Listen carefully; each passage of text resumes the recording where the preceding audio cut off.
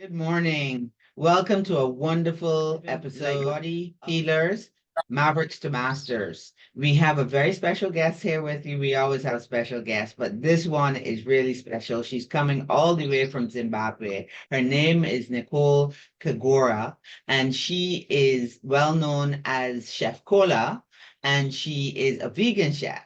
So we are going to talk to her. Hello. Hi, thank you for Hi. having me. You're welcome. And we are going to talk to her about her culinary journey. So start by telling us about your journey and how it led you to specialize in vegan cuisine. Okay, so my culinary journey started off when I went to college in Cape Town, South Africa, to study hospitality management. And it was a 3-year program. And that is when I realized that I don't want to be in front of house in hospitality, but I want to be in back of house. So in departments such as the kitchen was one of the departments. So during my 3-year time at college, one of the requirements for us to graduate was that we needed to find a job in any department in the kitchen in the hotel. And the kitchen is a department. So I applied for a job and I was applying all over Cape Town because we needed to do an internship for 6 months before I can graduate. And I happened to find a job in a then cafe called Plants. And Plants went on to hire me. And when they hired me, they knew that I knew nothing about veganism. I knew nothing about being a professional chef. So I started off by washing dishes. While I was washing dishes, I was stealing with my eyes, watching what the other chefs are doing. And fast forward, within a space of 6 to 8 months, that cafe became a restaurant. And that restaurant became one of South Africa's traditional vegan restaurants. And by the time I left that restaurant, I spent a stint of 5 years. And five, 4 out of those 5 years, I was the executive chef for that restaurant. So I gained my experience as a vegan chef through Plant Restaurants in Cape Town and went back, finished school. And when I finished with my stints, because obviously I was only meant to be there for 6 months. It ended up being 5 years. I moved back to Zimbabwe and I started African Vegan on a Budget.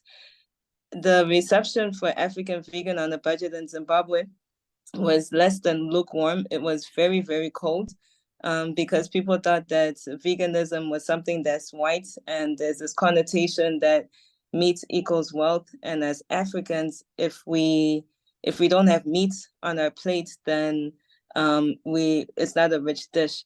So I used to have when I started African Vegan on a Budget, my everything that I did in Cape Town in such a metropolitan city didn't matter. No one cared that I was an international chef. So I started the company and I started this project called Dinners with Chef Cola. And Dinners with Chef Cola, I would invite people to just come and experience a vegan, 6-course vegan meal cooked by Chef Cola.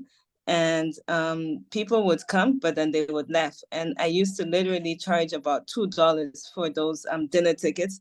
They would come, laugh, and say, "Yeah, we're just coming to support you at Chef Cola." And I did that for about 2 years.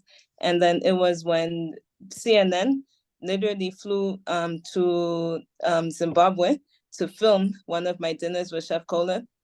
People started to put some respect on what I was trying to achieve. And then BBC flew to Cape Town to film a dinner series. And people started to realize that no, what she's doing is actually not a joke if she's getting this type of recognition. And unfortunately,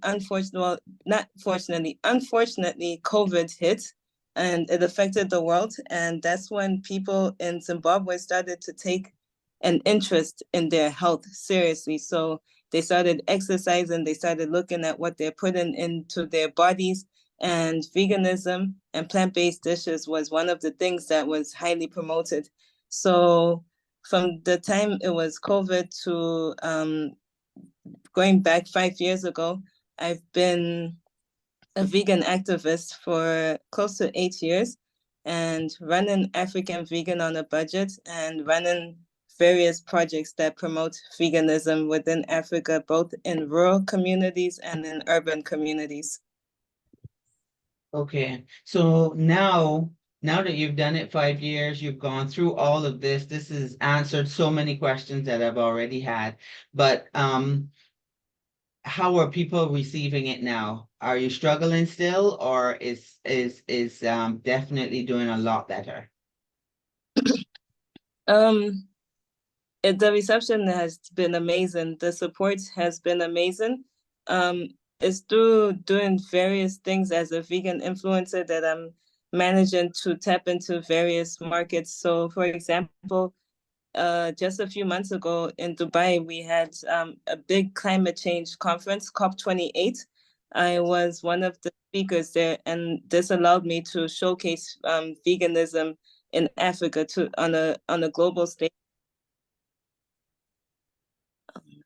On a global stage, Yes. and in a couple of months, I'm gonna be a representative for Africa, representing the Forbes Summit. So that's another global stage that I'm speaking on. So the reception, as you can see, has been very welcoming because people are now um, calling me to speak on global stages. And then also here in Zimbabwe in particular, I am continuing to raise the vegan flag and showcase how you can enjoy vegan meals in different ways. So that can be teaching you how to grow a garden outdoors or a greenhouse that can be hosting vegan events that people come. Right now, I am currently, for the past 8 months, I've been doing a series called Food X Art. So it literally food meets art. And the whole concept about it is that people come and enjoy a vegan meal. And then the art part of it can be anything. So recently we had one a few days ago, and we had a lady who was teaching people how to bead jewelry live and teach them how to connect it, etc. And while that was happening, I was cooking in front of everyone, and people would come and get their plates. So, and we had about 100 people come to this event, and 98% of the people were actually non-vegans. So the reception has become and is becoming really welcoming, and it's because people are now having conversations about climate change, diet change, and the environment, which is something that people were speaking about, but then now it's affecting the household. What's the Yes. buying power, etc. So it's literally affecting us. So people are now having those conversations. Good, good, good. So tell me how you're inspiring other chefs, people coming up to you and want to join your movement, become a vegan chef. They're liking the lifestyle now. The changes are becoming permanent. Mm-hmm. Um, by being accessible, I think that's the main way you can be inspiring is by being accessible. So responding to someone's Instagram saying, "Hey, I have this certain problem," but also staying within my lane. So inspiring can be showing people what to cook and what to make, but staying in my lane by saying, "Please go see a doctor, go see a nutritionist." Also inviting people to including people who are younger than me in their early 20s to come and cook with me, cooking lessons, cooking classes. And if you can't afford to do or attend anything that I'm doing, I always put out my post on social media that feel free to come. Just at least have the courtesy of telling me that you're coming, you're not paying, and so that I don't look surprised. And most of the projects that we do, such as the two greenhouses that I own in urban Zimbabwe and rural Zimbabwe, people have access to those gardens for free. And they also have, when I'm not on site, they have access to the skilled labor staff that's there who have more expertise than me. So I think I'm being inspirational by being accessible and not gatekeeping and showing people my blueprints. How is this working for you around Africa? Are you getting recognition other than South Africa and Zimbabwe, other places? So Nigeria, have any other influencers or just showing interest in your vegan work has happened across Africa? Um, so besides that, the answer to that question is definitely yes. And besides my hat as the founder of African Vegan on a Budget, I work for an amazing company called ProVeg International, and I am the Africa coordinator. So I've been working with them for about 5 years, and they are into philanthropy work basically. And I touch countries such as Nigeria, Kenya, South Africa, all across Africa. I think that is why a couple of months ago I won the award of top vegan chef in Africa. So very much known in Africa, pioneering work that I'm doing, and have opened doors for a lot of the chefs. Some have actually, I'm actually really impressed because I see them how they're flourishing, taking my blueprint, flourishing, and even going further than me. So it's been a journey. Good, good, good. So what is next for you, especially in terms of product? Are you making anything that can hit the shelves so that people can get things that are vegan on a regular? Man, it's like I feel like you were in the room when I was having a business meeting the other day because two things are happening. I am coming out with a product that you can buy on the shelves. I can't mention what product it is yet because it's still in the testing phases. That's And okay. then also I have a cookbook, my second cookbook that's gonna be coming out in December. Well, just about October because I want to promote it just in time for Christmas. And that's those are the things I'm about. Okay. So the where can we get your first cookbook? Is it on Amazon? No, unfortunately, I had to take it off Amazon. So you just go to African Vegan on a Budget on my social media, Yes. Instagram in particular, or Facebook. That's where I'm very reachable, and you can order it directly. Okay, fantastic. And the other one will be on the same site. So, and the Exactly. product probably will be there too, right?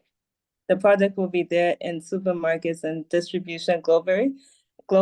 And then we also have customized chef jackets that are African inspired that just recently been featured in GQ magazine.